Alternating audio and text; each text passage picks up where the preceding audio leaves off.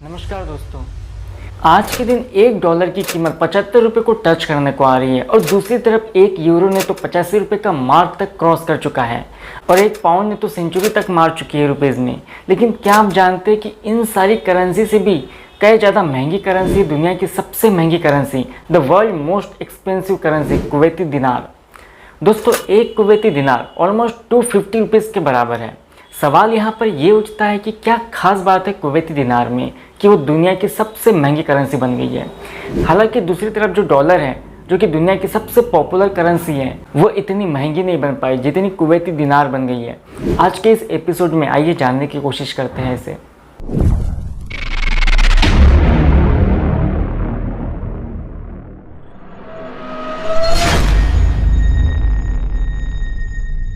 Kuwaiti दिनार के बारे में बात करने से पहले हमें थोड़ा कुवैत की हिस्ट्री में जाना पड़ेगा।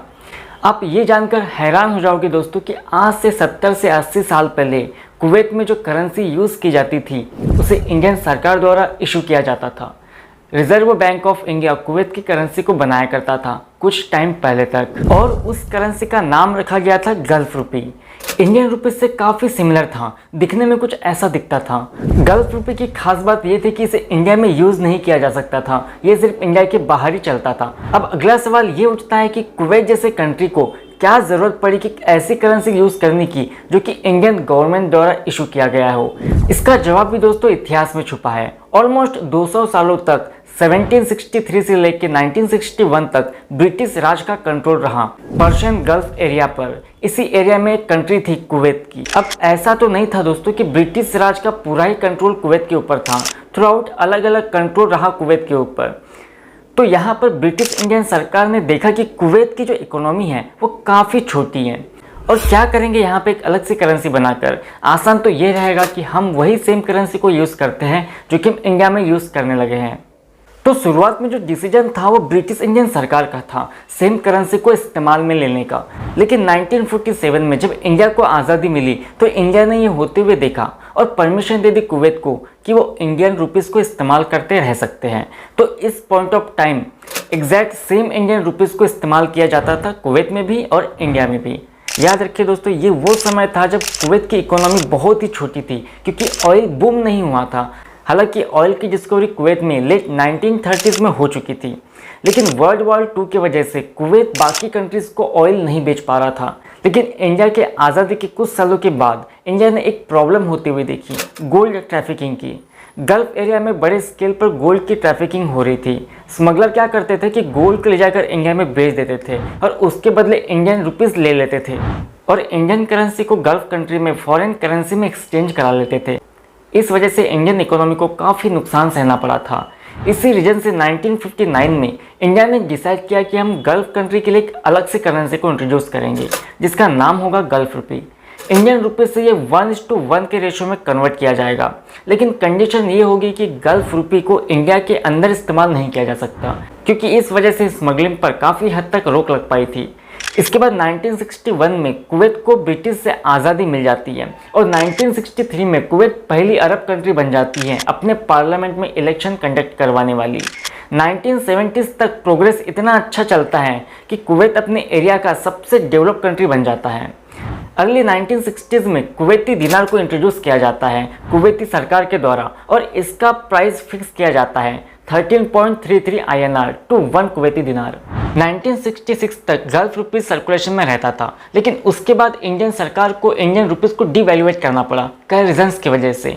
लेकिन डिवैल्यूएशन की वजह से गल्फ कंट्री पर काफ़ी भारी असर पड़ा। ये लोग मजबूर हो गए कि अपनी खुद की करेंसी क्रिएट करने पर। ओमान, कतार और UAE जैसी कंट्रीज़ अपनी खुद की करेंसी क्रिएट करती हैं। इसके बाद 1975 में कुवैती दिनार का एक्सचेंज रेट को फिक्स कर दिया जाता है। बेसिकली 3 टाइप के एक्सचेंज रेट होते हैं, fix exchange rate, floating exchange rate और मिक्स एक्सचेंज रेट। फिक्स का मतलब है कि आप अपनी करेंसी को फिक्स कर देते हैं किसी और कंट्री के करेंसी के साथ और ये उसके हिसाब से करेंसी की वैल्यू ऊपर नीचे होती है। अगर आप कह रहे हो कि आप कोई करेंसी बनाता हूँ और उसकी वैल्यू है एक करेंसी इक्वल टू $5, मतलब कि जब डॉलर ऊपर जाएगा तब आपकी करेंसी भी ऊपर जाएगी और जब डॉलर नीचे जाएगा तब आपकी करेंसी की वैल्यू भी नीचे जाएगी।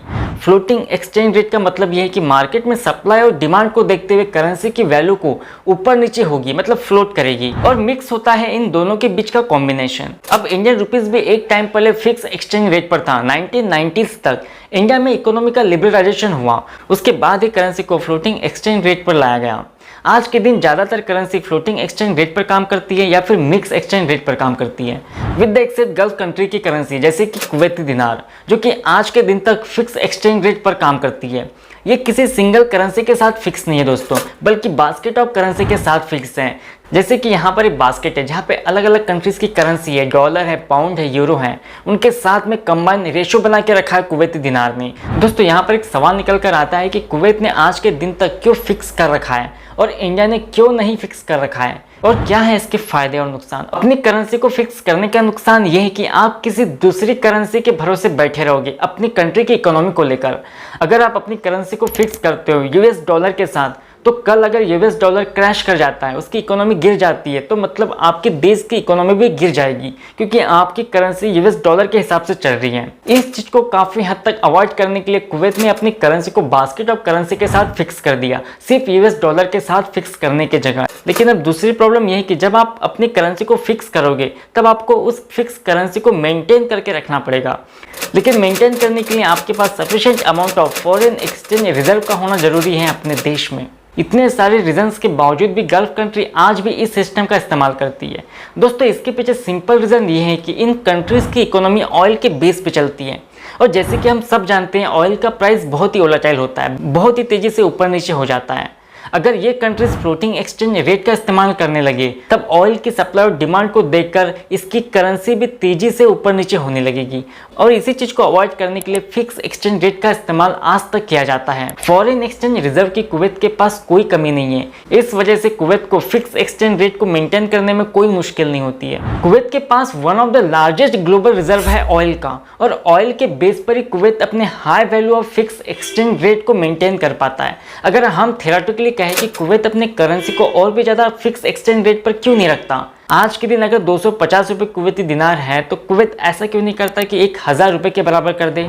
अब थेरोटिकली कहे तो कुवैत ऐसा कर सकता है, पर लेकिन उस फिक्स वैल्यू को मेंटेन करके रखना भी उतना ही मुश्किल हो जाएगा और उतनी ज़्यादा फॉरेन एक्सचेंज रेट की ज़रूरत पड़ेगी। एग्जाम्पल के तौर पे बड़ा फैक्टर है बैलेंस ऑफ पेमेंट। जितना पैसा कुवैत देश के अंदर आने लग रहा है फॉरेन इन्वेस्टमेंट से, एक्सपोर्ट से, वो कई ज़्यादा है एज कम्पेयर टू जितना पैसा कुवैत के बाहर जाने लग रहा है। जो इम्पोर्ट है, जो लोकल लोग हैं बाहर के देशों में, वो इन्वेस्ट करने लग रहे हैं। इसका मतलब है कि बाहर के लोग कई ज़्यादा गुड्स और सर्विसेज को देश में खरीदने लग रहे हैं, इन्वेस्ट करने लग रहे हैं।